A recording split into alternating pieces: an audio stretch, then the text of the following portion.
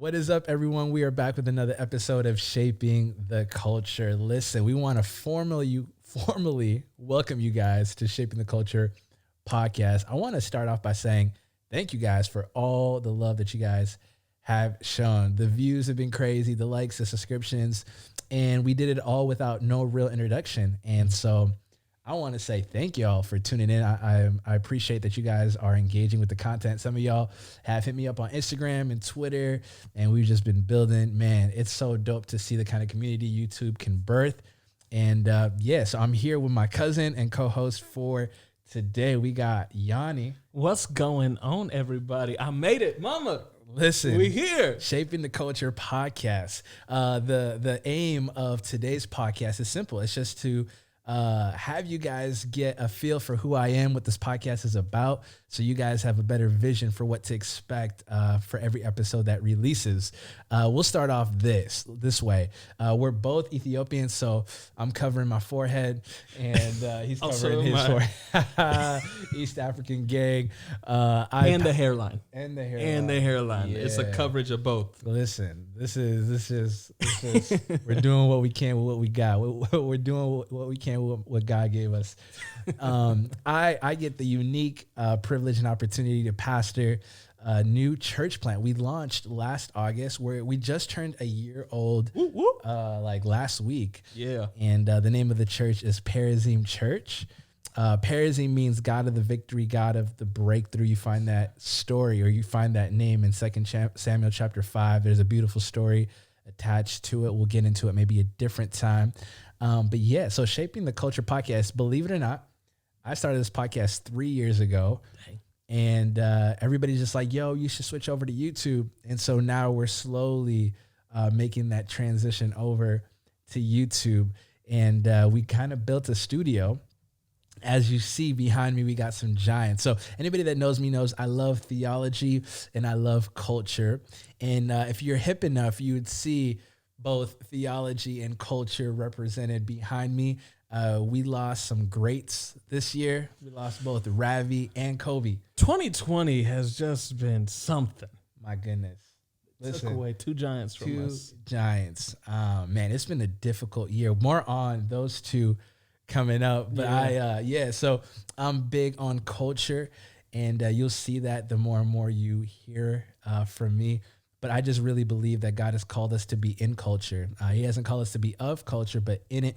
And growing up, a lot of the times, like, it was either you're all the way in and you're of, or you just demonize it and you just run away from it altogether. Yeah. And I've never really seen I've never seen a dope picture of Christians being in culture without being of culture and really shaping culture. Y'all see what I just did there? Yes, sir. And so our aim is to shape culture with the gospel message of Jesus Christ. And so, yeah, that's a little bit about me.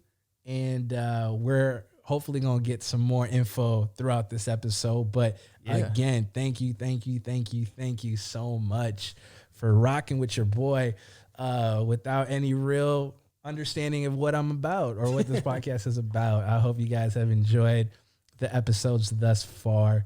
And yeah, man. You excited about a get to know you? I'm excited about a get to know you. Man, that might be the title. Get to know you. Get to know you. Man, that's kind of corny. I don't know. We'll see. Yeah. Let's get into this thing, huh? Let's do it, bro. We are in season 4. That's absolutely crazy, bro. Season 4, yes. Let me ask you this to kick it off the bat. Did you ever expect when you started this podcast to be at this place, what Shaping the Culture has evolved to being, even creating a studio, meeting all the people? Did you ever expect it to be what it is right now when you started it off? Yes and no. So anybody who knows me knows I'm a dreamer. And so if I do something, I want to do it big. And my philosophy is dream big, start small. And so I was completely content with starting small. I still feel like we're very small, but I was okay with it because I was doing what I loved. Yeah. And so 3 years ago, really, this has been a podcast in the making for like 9 years. Wow. So I was backstory. It was intro to sociology. I was a sophomore in college. This was 2011 fall semester. and I took an intro to sociology class that Throwing it really back. rocked. Yeah, man. That's where the seeds were sown. Yeah, man. And I just fell in love with the word culture. And I was fascinated with what made a culture, what makes up a culture, how culture happens, the inner workings of culture. And again, I'm Ethiopian. We're Ethiopian. And so growing up, I didn't even know who I was. And so I was never Ethiopian enough for Ethiopians, and I was never American enough for the Americans. Yeah. And there was a season in life where hip hop overtook my life. And so I was trying to be African American. I tried to make it work so bad. I'd rock the long tees. Yes, sir. I couldn't afford the forces, so I'd wear the shacks. Well, You know what talk I mean? about it. Listen, I had to do what I had to do to keep up with image. And it wasn't really until college where I was like, yo, I don't fit in any box. Who am I? And Jesus really took over my life for real in college. And as he began to rock my world, I realized I belong to a kingdom that has its own code, that has its own culture, and how that culture should supersede every other culture that I entertain or am a part of, so on and so forth. And so, yeah, man, very quickly I realized, I mean, there was this, why are Ethiopians preaching culture, not Christ? That was my immediate response. As soon as I found out about kingdom, and that God had his own rules and his own core values and his own systems and his own way of doing things, I was like, we're preaching a lot of culture that isn't really related to the Bible. And so my immediate thought was, there's there's something wrong with the Ethiopian church. Okay. And then as I began to grow and progress, I went to an all-white private Christian high school and college. And slowly but surely I found out that, Americans do this too. They're blinded by their own culture. That's true. And then African Americans, they too are, and so I was like, this is a bigger problem than just like what's going on in the Ethiopian/Eritrean community.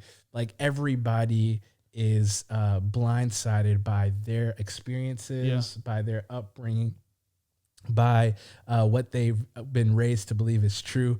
And so, the wrestle began then, college. I was like, and initially I was like, I want to write a book, and I still do want to want a book about this. Do that. Yes. I remember telling you about this actually years ago, but like what made more sense was podcasting. And anybody who knows me knows I love to have deep intellectual conversations. My love language is getting to someone's house, sitting down, talking for hours. And so I remember one day, I was like, shout out to my friends. I was like, we should start a podcast. And Yosef, he'll probably be on here at some point in time. He was just like, who wants to hear us talk about life? Like, who do you think we are? And I didn't even think about it from that perspective. I was just thinking, these are fire conversations. Let's just put it on wax, or let's record it and put it out. Whoever gets it, gets it. Yeah. And so that that was like in 2014. So I was like, all right, let me just put that in the back shelf. Yeah. Let me put that on the back burner. It was a seed. It was a seed. Yeah. Yeah. So fast forward 2017. So 3 years later, I moved back to Minnesota. I went to St. Louis to pastor a youth group out there. I came back to pastor the community here that I'm a part of now. And when I came back, man, so one thing I always tell people, like, if you want to know what you're supposed to do in life, one of the telltale signs of it is if that passion for it doesn't die. And so 3 years later, I was still excited. I was still dreaming about it. I was still thinking about starting a podcast. So I got with my friend Mickey, and I was like, bro, like, let's just do this. He was more on board that time. And so we started. And I had no idea where it would go 3 years later. Wow. And so, man, it's been a beautiful journey. I had no idea where this podcast would take me, who it introduced me to, the relationships that I would be able to build because of it. I've just kind of been astonished by God's work in all of this. And so I know on the front end, it doesn't look like much success or much views or what have you, but on the back end, man, I've just been encouraged by the Lord's doing and God's work. And honestly, like, whether this episode or this podcast gets millions of views or thousands of views or hundreds of views, I'm doing what I love. And whoever's tuning in, hopefully we can influence and impact to be a better follower of Jesus. And that's the win. That's the aim. That's the goal. And so, man, I know that was like a long answer, but that's kind of like the backstory for how Shaping the Culture started. I love it. It launches us into our conversation. And I can just echo about what you just said at the end, in that its first 3 years and 4 seasons, it's already started to shape culture that we live in. Since the start of this podcast, man, I've seen conversations in circles about certain topics that you wouldn't even have dreamed to hear of.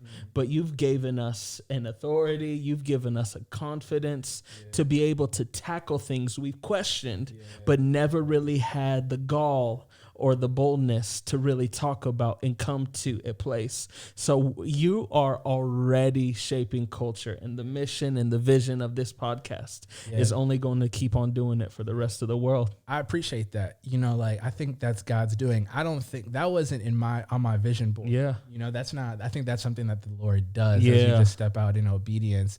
But yeah, I was just having a conversation with somebody yesterday, and they were telling me like, yo, like, what you're doing is refreshing for the Abisha community. For those who don't know, that just means the Ethiopian Eritrean community that we're a part of. Love them so much. They've actually helped me get to this place. Like, averaging the view, like, I won't put numbers out, but like, it's because of our community. Like, I gotta show love. But they were saying, man, you're talking about things that the church hasn't talked about. And you're giving us a biblical perspective or outlook on it. So good. And so that, I was like, wow. Like, it's just so crazy how we've grown up in the church and we don't know what God has to say about politics. We've grown up in the church and we don't know what God has to say about entertainment. We've grown up in unless it's like, yo, don't do it all together.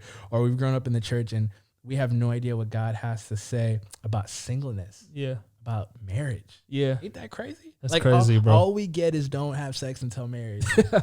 Like, yo, this is how I grew up. I grew up my whole life. My parents were like, don't have a girlfriend, don't have a girlfriend, don't date. As soon as I brought back that diploma, as soon as I graduated, when are you getting married? Yeah, for sure. I was like, oh, you didn't now teach I me, can, huh? You didn't teach me how to pursue a woman's heart. You didn't My teach me how to God. go on a date. You didn't teach me like what girls are into. But now that I'm somewhat ready because of an age, Sure.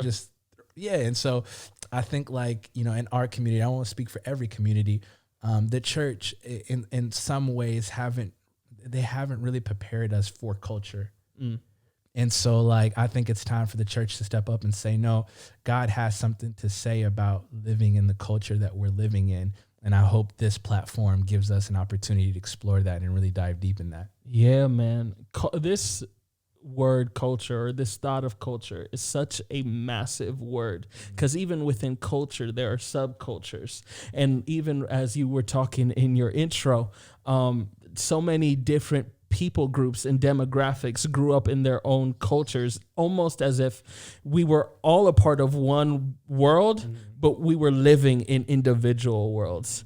Let's talk about what your working definition of culture is. What's culture? Yeah, man. It's simple. Just your way of doing life, you know, just like, you know, what are your values? What are your taboos? What's the norm? What's okay? I will say this. I think that culture is just the what makes sense to us. And I think for a lot, I'll say this. I feel like the reason why the Pharisees had an issue with Jesus is because he broke their cultural norms. He didn't break the law.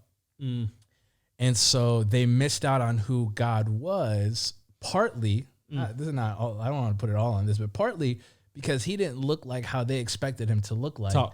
And so this is why I'm passionate, because if our culture is not shaped by the word of God, we can miss out on what God is saying, what God's doing, how God is moving, how God is speaking. And so I don't want to be like the Pharisees who miss God altogether because he doesn't fit in my box. He doesn't have the norms that I have. This man was sitting and eating with the prostitutes. He was breaking cultural norms. This man was healing people on the Sabbath. He's breaking the norm, like this guy, so on and so forth. And so, man, I think like your culture matters because your culture shapes the way you think, the way you live, the way you love, the way you pursue things. And if Jesus isn't influencing it, you could miss out on him altogether. And I really believe the reason why we have such great division in the church today is because people don't worship like how we worship. Yeah. We're missing out on beautiful, meaningful, deep relationships, not because people are doing something wrong, but because people don't do it the way we prefer to do it. And so, culture, your norms, your taboos, just the way you do things, the way you operate and move, so on and so forth. Yeah. Yeah, man. So in this journey of shaping the culture, we're 3 years in, 4 episodes in. 4 seasons? Yes, 4 sir. seasons in. Sorry about that. We're actually 50 episodes in, which is crazy to think. This is the 50th episode? This is the 51st. 51st episode. Yeah. Dang, halfway to 100. Now, with having almost 50 plus conversations, how do you feel like your ability to navigate in conversations that are scary? How do you think shaping the culture has molded, not just in this context, but even in having conversations with people that may not even believe the same things you do, being able to be challenged? This is a part of culture because we're living in a broader culture. Yeah. We're going to run into people that don't necessarily think the same way that we do. Yeah. And being able to engage and have conversations there is what helps us shape the culture. Yeah, that's if good. You will. Yeah, so, I mean, you know this because you've been around since the beginning, but... they don't. This is a get to know you. Get to know me. Listen, fam. Listen, guys. I've had some controversial podcast episodes. We're going to get into that. And I've gained some haters, and I've gained supporters. Bless God. And so... what I've realized though, I think this is what I've realized to be true. I'm cool with disagreeing. Absolutely. And what's crazy is I've had, maybe it's because of the audience too that tunes in, but I will say like Muslims have tuned in, atheists have tuned in, so on and so forth. But I will say most of the pushback comes from Christians, and so I'm okay with pushback. Like you said, without pushback, you can't shape culture. You can't push the envelope forward without conflict, right? Sure. And so, but what I will say is this: oftentimes, like when people disagree with me, whether it's a DM I get or a message I get, a lot of the times the disagreement is rooted in personal experiences and not necessarily with what they've seen to be true from the Word of God. That's a good point. And so I'm cool with disagreement. I'm cool with us going back and forth. I think it'll make us better. I don't claim to have all the answers. In fact, one of the reasons why I bring on so many guests is because I want to bring on experts. I want to bring on people that are more further down the line. Further down the line than I am. I want to bring people in that actually know what they're talking about in regard to the specific topic that we're trying to tackle. And so, and I'm, there are times where I'm listening and there are times I'm engaging, but like, it's because I'm in this, I'm with you in this together. We're in this together. And so, but my thing is this, like, and this is why it's so important for us to have conversations like this is as we shape culture, we have to understand what shaped ours. As we're a light and the salt in the world, we have to first understand what has really affected us. Yeah. Right. And so if we have not been transformed by Jesus and his word and his ways and his principles and all that he has for us, we will misrepresent God, and that will cause more damage than not. If you guys talk to people that are outside the community, that's the biggest pushback is Christians, man, they're judgmental. Christians, they don't, right, this and that. And it's just like, yo, we got to engage well. And I think the thing that plays into us engaging well is how well we've understand God. And I'll also say this, just because you understand God properly doesn't mean everybody will respond properly, because Jesus had some haters too. So, and that's the tension too. It's like, we want to speak the truth in love. Yeah.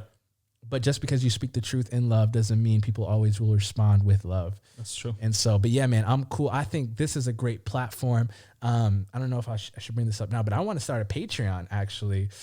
Maybe when, there's reasons to, and maybe there's more of a following or what have you. But one of my visions for the Patreon is I want to have a book club. Yeah. Where we like dive into different topics and we like really, okay, let's not just come into it with our understanding or our experiences or what we've heard, but let's study, let's work a little bit. Let's read people we disagree with, people we've never heard of, people that have a different take on it. Let's dialogue, let's discuss. I feel like that's the only way we're going to move forward. I know we said this already, but yeah, in order to really shape culture, we have to be shaped well as well. And so, yeah, man.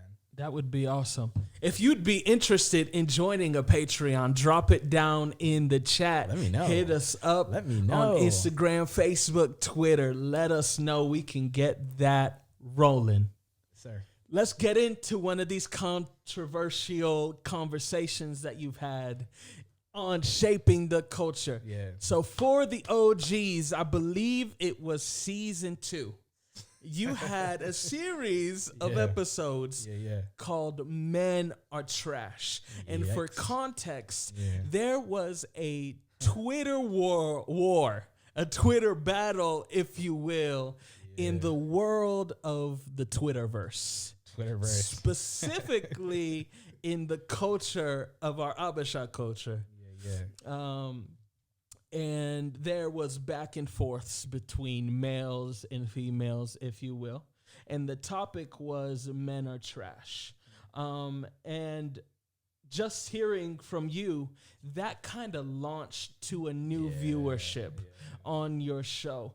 It was definitely controversial, definitely some supporters, definitely some haters, if you will. If you will. Haters is a strong word. Yeah, well, you said it earlier, so maybe not haters, but disagreeers. Yeah, that's a good word. Yeah, that one right there? Like okay, we'll go with disagreers. We don't have any haters. You know, when people be like, oh, my haters, and they got no Yeah, haters. that's true. We won't call it. Yeah. They just sipping on something else.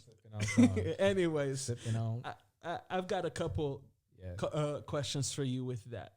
Number one, what did you learn, if anything, from that series of conversations? And number two, how do you think that affected what God is doing with shaping the culture? Yeah, man. Yeah. So, yeah, you know, it's crazy. I don't think I've ever even shared this. People want to know. People want to know. Yeah. So what's crazy is, we were just at lunch after church, me and some friends, and we just were like, we were on Twitter and we're like fed up. So we had no real vision for the episode. We're like, let's just go back to my apartment and let's talk about it. It's dangerous. Yeah, it's dangerous. And so because there wasn't much vision for it, we weren't as clear as we could have been. And, at that point in time, the ones that were listening to our podcast were people we actually knew. Yeah. So we were averaging like maybe 200 views at that time, and all of them knew us. And so there was this, I felt like, okay, everything we put out, it could be received well because they know the heart behind the content. Yeah. And so we didn't really define things. We didn't really, and so things just kind of got misinterpreted, and man, that thing blew up. And it was everywhere. Like people, I don't even know till this day, like it was like ridiculous, but it taught me a couple of things. The first is, wow, like people really want to know what the church has to say about how men have been moving. And that's valid. Yeah. The church wants to know what God has to say about dating and singleness and marriage, as I said earlier. And so that was the first lesson I learned. The second thing was, actually, this is never talk about what women want without women on the podcast. That was very good. Yeah. So the second part, we had women come on. I learned. Yeah. Because you want to properly, you want to make sure that the voices that you're critiquing are properly represented there, so you don't miss the mark. Every thought. Yeah. But again, at that point, like we didn't really have views like that. And so, but that was a crazy time, because when we put out that episode, we didn't know the response. And within like 48 hours, we had like 2,000 views. And I was like, I don't even know 2,000 people, period. You know what I mean? Like, I don't even have that many followers on Instagram, right? Not even that many Facebook friends. Not even that many. Yeah. So I was just like, I don't know who these people are, yo. And what's crazy is there was just like, man, there was a lot of people that responded well, but there was a lot of people that, didn't really enjoy it. The episode actually ended up being taken down because it was hurtful for some. Yeah. And so we're like, it's not a big deal or what have you. Like we want to we want to build bridges. We don't want to burn them on this podcast, you know? And so, but what that did for us though is it launched us into a new level of like influence. And so we went from averaging like 200 views to like 2,000, 2,500 views. Yeah. Just like that. Wow. And I was like, oh my goodness. Like, you know, you put the second episode out after, or you put the next episode out after the Men Are Trash Part 2, and you wonder, will it do it? And it did it. And then it's just been, wow. So that was that. And then the second time we saw like God just kind of take it to another level was when we did the interview with Lecrae. Yeah. That was like, man, I had no idea that like it was going to open some doors, and had no idea where it would take us, where we are now. But yeah, man, it's good. It's good. And I love it. And I grew, like I was listening to friends and having those tough conversations. It worked out. And we were supposed to actually, this is a secret, but we were actually supposed to have Devon Franklin on to talk about it. Oh yeah. But old dude disappeared on us. Devon, if you're watching, we're still waiting. It's been a couple of years, but we still wait on you, brother. Come on, Devon. So, because what's crazy is we put out that episode, and the very next week he dropped his book. Yes, sir. Yeah. What was I forgot the name now. I don't necessarily remember it either. But he did like interviews everywhere. Yeah, I read it and everything, and yeah, he was down. I don't know what happened, but anyways, so hopefully we'll get him on soon. If you're watching, my brother. Yeah, we're going places on Shaping the Culture. I hope. Trying to pay some bills, get rid of debt. I feel it, man. Yeah. So obviously there's been a lot of learning, a lot of growing with Shaping the Culture, and even in your personal life. I guess I have this question for you. I can only assume that with this podcast that you've gone through major highs and major lows, with disappointments, frustration, failed expectations. Bring us into that world a little bit, if you have gone through it in 4 seasons in, being that who's been on here has been on here. We'll talk about that in a little bit, but talk to us a little bit about some of your frustrations and disappointments that have gone with this podcast. Yeah, I think like with anything you do in life, you want to see success quickly. Sure. You know what I mean? I think that, you know, you put an episode out and you think you're owed like millions of views. You think like, especially in this era, you think that you're owed something. And just like a quick story, like Parker, he's in the room right now. Me and him went to Atlanta to record some podcast episodes. Sure. And it was a fail. Like when I say a fail, like, bruh, we lost money. All we did was eat and sleep on that trip. Man. That's it. And I remember one night we were talking, and you know, we're like, yo, nobody owes us nothing. Yeah. Like literally no one owes us any. And that, I think that shifted our attitude towards the whole trip. But like one of the biggest lessons I've learned in my disappointments is you got to step back and ask yourself, who do we think we are? Yeah. You know, even if God by his grace allows us to have influence or impact. By the way, like everybody has influence. That's true. Everyone has impact. Man. We're just not content with what it's so funny because we ask God for thousands of subscribers and we're not doing anything with the hundreds of subscribers that we do have, right? It's good. It's like, God, help me impact people for your name's sake, but we're not discipling anybody in our church. Yeah, man. It's like, God, like give me gigs to speak at conferences and you won't even speak to the youth group at your church. You know what I mean? And so, but we all have impact. We all have influence. But my whole thing is like, God never elevates someone for that person. He will always elevate whoever for his name's sake. Yes, sir. And so what I had to realize is if my goals are not attached to the glory of God, so good, man, I will be disappointed. Yeah. If my goals are not attached to making his name great, so good, I'll be disappointed. We were in a sermon series, Our Joy, His Glory in Philippians this year. Yeah. And what's crazy is Paul is writing to the church of Philippi in prison. He's on death row. As he's writing the letter, chained up to 2 guards, right, on house arrest. And he starts off the letter in chapter 1 saying, I thank God for y'all. Wow. And then he goes on and talks about like what God has done through his minute. And so the title of the message was His Glory Even at My Expense. And so Paul was able to live a thankful life because for him, God being glorified didn't need to be attached to his name being glorified. So good. And I think a lot of us, we want God to get glory so long as we get the glory. Yeah. And for me, I had to learn very quickly, if God gives me connections, if I have a bigger network, if I have greater opportunities, it's not because I'm better. It's not because I'm more gifted. Like God uses the weak things to shame the strong. God uses the foolish things to shame the wise. And so that's not to say don't work at your craft. That's not to say don't be excellent in all you do. True. But like God doesn't need you to flex. Good. And so like if God doesn't see that your heart's posture isn't about his name's sake, I don't know. And again, I want to push back too. I don't think like living for God's glory always means living a glorious life yourself.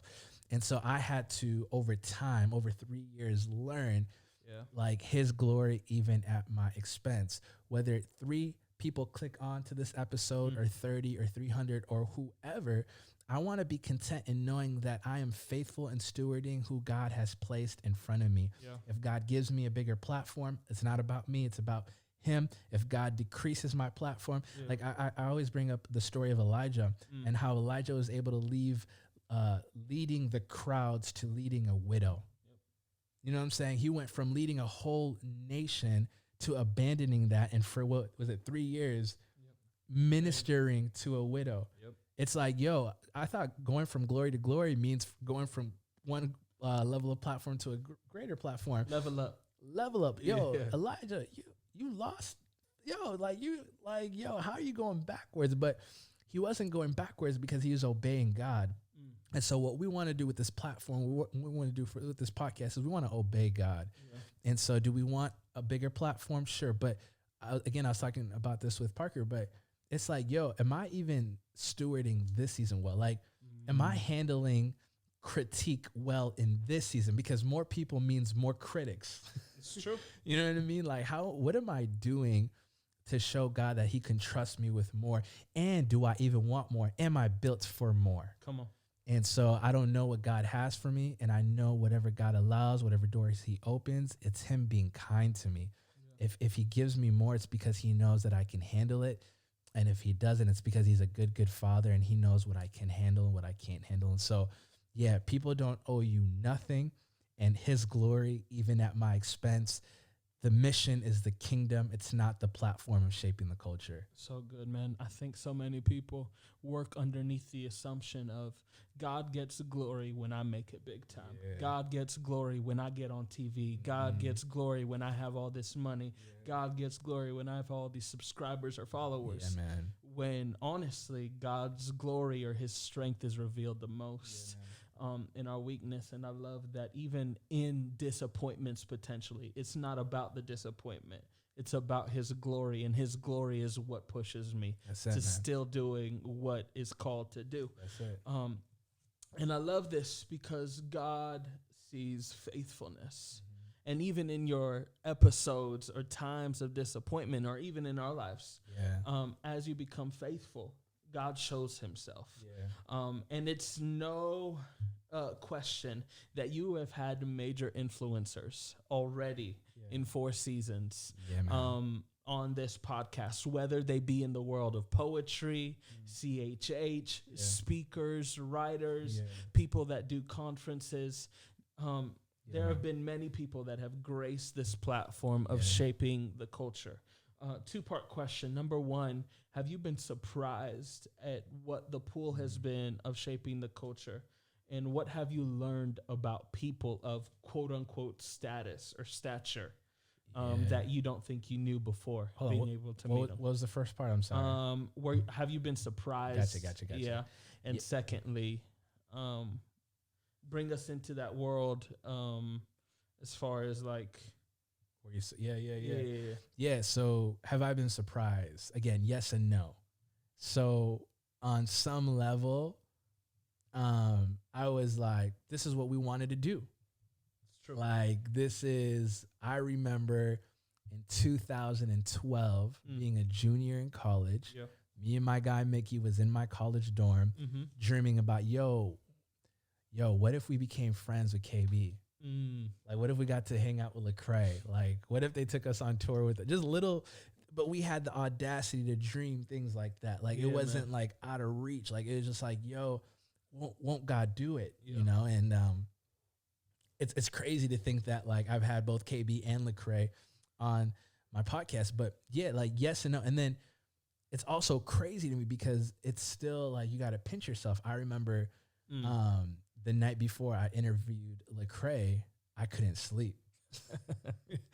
Like, I was like, yo, literally, because this is such a giant, this is a hero. Yeah. He's a pioneer. A lot of Shaping the Culture podcast has been influenced by how he's moved in the industry. And a lot of it is, yo, like, I don't want to mess this up. As if you can mess up what God has for you, right? But this is us thinking in the flesh. But I just remember thinking, like, man, I hope I make a great impression. And then I remember I was thinking to myself, wow, this is a lot of me focus. Like, I'm nervous because I'm thinking of me. And so you'll always ruin God's heart, God's plan, God's purpose in your life when you're centered around you. Talk, man. And so I remember what helped me sleep in the wee hours of the morning. Couldn't sleep for so. It was just like, hey, God, do what you want with this. Reach who you want to reach with this. And thank you for the opportunity.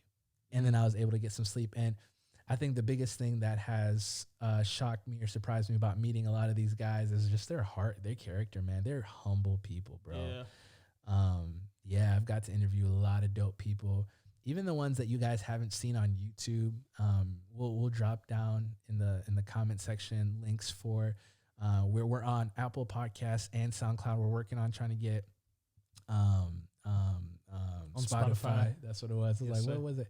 But like, yo, these people are kind. These people are genuine. These people love Jesus. And I think that's inspired me more than anything, who they were when the cameras turned off. So good. And it just made me think, like, wow, I feel like God can trust them with these platforms because they're humble, they're kind, they don't think they're better than none of that stuff. And so, yeah, that's the thing that, like, really is just like, oh wow, they're into you. Like, they're asking you questions. Like, I remember, like, after doing the interview with Lecrae, we just sat and we talked for like maybe a good 20-30 minutes about Perazim Church. So cool. And I was like, yo, like, being Ethiopian, we talked about Nipsey Hussle, things like that, you know? And so he didn't have to do that. He could have been like, all right, the interview's done. I'll see you guys later. Yeah. But that like, I was like, all right, God, he's showing me the kind of heart that I need to have, you know? And so, but yeah, bro, it's been a wild journey. It's been crazy to see what God has been doing. And yeah, I love that. Just a couple more questions and then we'll get out of here. Number one, for those of us that are watching, that have a burning desire to have conversations or maybe do something like Shaping the Culture, put out a podcast, put out a YouTube channel, what would you say to that? What would you say to 2017 Ebenezer, knowing what you know now? Yeah, nothing different. I think, like, I cracked the code early by God's grace. Start small. Start with what you have. I remember the first mics we had were the Snowball mics. That's all me and Mickey could afford. We put $25 together. It was a $50 mic from Best Buy. And we, like, huddled around this mic and spoke into it. In fact, if you hear our earlier episodes, whether it be with Jackie Hill Perry or Leon Scrump or DJ Promote, some of these guys, like, it's kind of embarrassing to hear the sound quality. It's like, yo, like, how do we get these guys out here with this kind of quality? Like, I remember we had them on speakerphone, and at the time I had the iPhone 7 and one of the speakers weren't working. Well, I only had one side. So I put them on speakerphone and I had them up against the Snowball mic. So I'd be talking and it was just like, yo, I like to call these the Breakfast Club mics. You know what I mean? Mama, we made it. Like, we didn't have this. That was actually a gift from my Perazim community. But actually, this was also a gift too. Like, we had people on Instagram say, we believe in your vision. We believe in your dream. I'll never forget that. I screenshotted everyone that contributed to buying this mic. I'm going to do a thank you for you guys one day. But we started with what we had, and we weren't what's the word I'm looking for? We weren't bothered, and we weren't discouraged with what we had. Come on. We were just excited. Yeah. Whoo, we got Leon Scrump with us today. Come on. Jackie Hill Perry just had put out a Gay Girl, Good Guy. We're like, whoa, we got Jackie in the building. Yo. Yeah. And so, yeah, man, enjoy what you have. Start with what you have, even if it's not much. Listen, like this equipment that you see here, this backdrop took 3 years. Yeah. And even as I'm looking at this, I'm thinking of all the things we still need and all the things that we still need to work on. And, but yeah, man, I'll just say, yeah, have fun. Start with what you have and see what God does with it. Just be faithful. Don't do it for results. Do it to be faithful. Let God take care of the results. And yeah, man, just be innovative, be genuine, be humble. Love your craft, study your craft. Like I remember like up until the podcast, still even to this day, I was a big podcaster, watched so many different podcasts. Yeah. But yeah, man, that's kind of like, I would look back on who I was in 2017 and say, hey, just enjoy it more. Yeah. Just continue doing what you need to do. Start with what you have. I love that, man. All right. Last and final question. Yes, sir. You let us into your world a little bit. Man, I just believe that there is so much more conversations, so much more truths that are going to be revealed through this platform. I think God is doing something special. Moving forward, what is kind of your heart? Yeah. What's your vision? What would you like for us to receive and do with what Shaping the Culture has become? Yeah, I want to continue to talk about tough subjects from the lens of the scriptures. I think more than ever, our culture needs Jesus. Yeah. And we can't shy away from it. And I would love to start a community online, whether it be YouTube or Patreon or what have you, Instagram, where I can just continue to build with my brothers and sisters in Christ all over. I mean, we've got 4 continents already tuning in. Wow. So God is already doing something. And we got people from Africa, people from Australia, like, yo, do this topic, do that topic because of their culture and their context. Yeah. And, and I love that. I want to see more of that, but I want to see us to step up more than anything. I think, and we got to be ready for the backlash. I just got done reading a book. I'm actually going to have Adam Griffin come on, but Adam Griffin and Matt Chandler just wrote a book on family discipleship. And there was a chapter that they were talking about something that really struck a chord in me. They're like, as you're raising your kids, I don't have any kids, but they're like, as you're raising your kids, remember you're raising your kids to be hated by the world. Wow. Like you've got to teach them how to handle the disagreement, how to handle the conflict, how to handle the persecution, whatever that's going to look like in their life. But that like really like struck out to me because I was like, wow, like it's really no game. Like as I'm thinking about kids, it's not just for Instagram, these like cute little pictures, but like, yo, I'm really raising up a next generation that will continue the message of Jesus, and I have to prepare them. And yeah, like I just, as a pastor, that's my heart. I want to prepare my members. I want to prepare those who are listening, the things I'm consuming, the conversations I'm having, the books I'm reading, the documentaries I'm watching, the podcasts I'm listening to, the sermons I'm watching, all of that. I'm trying to prepare myself. I want us to be prepared to have a reason for the hope that we profess. Yeah. And I want us to know God's heart so that we can be a light in the world, whether they hate us or love us. The mission doesn't change. Our stance doesn't change. But yeah, I want Shaping the Culture to serve as a supplement, right? This shouldn't be your church. Absolutely. This shouldn't be the only place you gain content. Yeah, man. But I want Shaping the Culture to be a supplement to your understanding of God's word and our culture and how to manage and engage well. Incredible. Yeah, man. Yeah. Absolutely. So thank y'all for rocking with us. Yeah. Y'all were here for a minute. If you stayed till the very end, y'all are real ones. Real ones. And so, yo, thank you again so much for rocking with us even before this introduction. Hopefully as these episodes roll out. Sorry, I'm like burping all episode long. As more episodes come out, you'll get to hear a little bit more from me and my heart. I hope you guys enjoy these conversations. I hope these bless you guys, and we love you guys already. Yeah. Do us a favor. Can you like, subscribe, share? Yeah. I used to think that was mad corny. Did you? I was like, why do we got to do that? Like, if people are feeling the content, they'll just do it naturally. But I'm like, yo, why not? Maybe people forget. So Come on. if you forgot, or before you like X out, hit that like, that subscribe, that share. We greatly appreciate it. Tell your mama, your grandmama, your auntie, your baby mama, your cousin-in-law, all that. All good of them. stuff. Even all comment down below and let us know what you think. Yes. And please feel free to reach out to me on Instagram. I respond back. Hit me up. I want to continue building with you guys. And so, yeah, family, until next time, peace and grace.